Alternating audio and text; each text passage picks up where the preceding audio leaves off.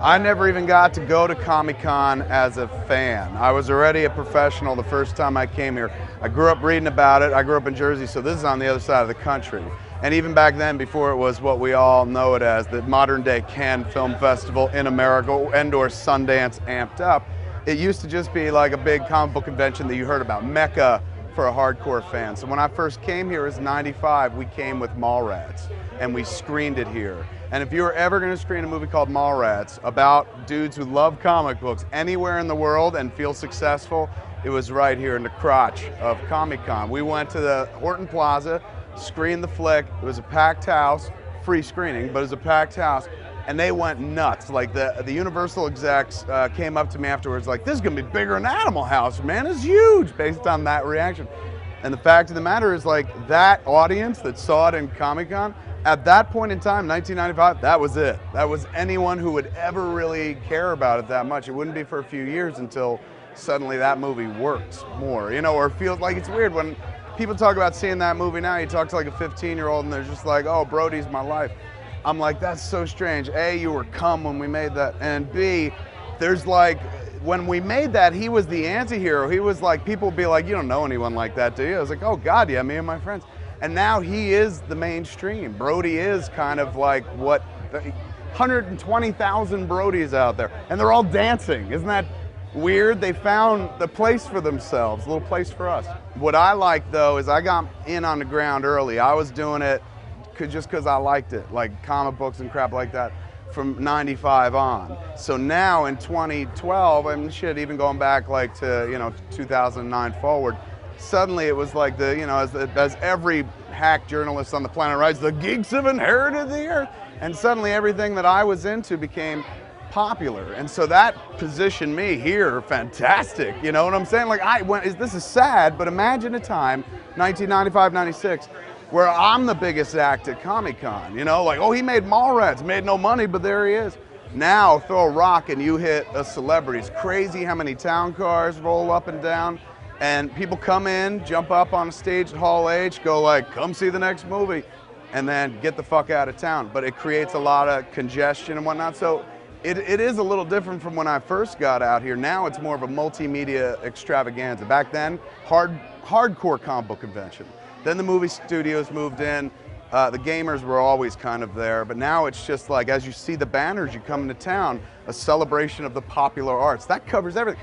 Fucking broad that wrote 50 Shades of Grey is coming. What's that have to do with comic books? You know what I'm saying? But everything counts here. Like, it's kind of like, you know, in Pretty in Pink, I think it was, or, yeah, I want to say it was Pretty in Pink. Even they did it in Clueless. There's that one scene in the beginning where, like, here's the jocks, man, and here's the brains, and here's the stoners, here's the geeks and the outcasts. You know, the geeks and the outcasts now take over this town to the tune of over 100K. And when you have that many outcasts, you're the cast. You ain't out anymore, you're the end cast. You're front and center. So I don't know, it's a good time to be a geek, but I never consider myself like, I'm the mayor of this bitch. No, I've just been lucky enough to be here since '95, and so that gives you it gives you real estate. Like, I keep waiting every year for them to go, you're very sweet, but like Hall H belongs to movies and people that do things all the time. You haven't done anything since '94. Like, get off the stage. But every year they're like, you coming to close on Saturday night? I'm like, hell yeah. And as long as I get that call, I'll always feel relevant in this world. But like a Godfather, hell no. Just a big old booster. My interest in the next few years, and it's kind of selfish, is just erasing these hard, strict lines between the mediums, particularly TV, film, and internet. I thought about it long and hard. I'm like the lawnmower man. Once I get online, I'm God there. But anywhere else, man, they're like, did you get thrown off plane for being fat? Like, I know you from somewhere. I don't have enough juice. Like, if I could move anyone anywhere, it's gonna be online. And I can mobilize people online to do things in the real world a little bit, but it's much easier to just keep them where they are. So it's one thing to be like, you know, to tweet out, hey man, I'm coming to do a show in Portland or something like that. Me and Mosier going to Portland, Oregon. You got like a month and a half to kind of hope that people see that and maybe come out. It's a whole completely different beast when you're like, here's a show, watch it. And people go, well, where is this? Is this just an online show? Because, you know, it lives on their laptop at first, or their iPhones. And then you go, well, it has the production value of a show, so I don't know, does it count as an online show? And then Just like yesterday, Hulu sold the show up north in Canada to Space, one of their networks. So suddenly it's an online show, but it's also a TV show. Like, get rid of that line. Like, I can't stand that when you meet people and they're like, oh, that's an online show. It's like, it's a show, man. Wherever you watch it's where you watch it. And I tested that theory with my kid. Before we started doing spoilers for Hulu, I was like, hey man, like she watches a lot of media now. She's a voracious TV watcher, her and my wife. So I'm like, you watch Modern Family.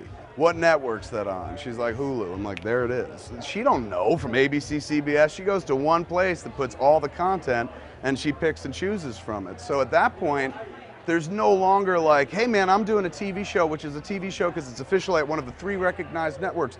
Now there are all these other doors in. Used to be 3 roads in.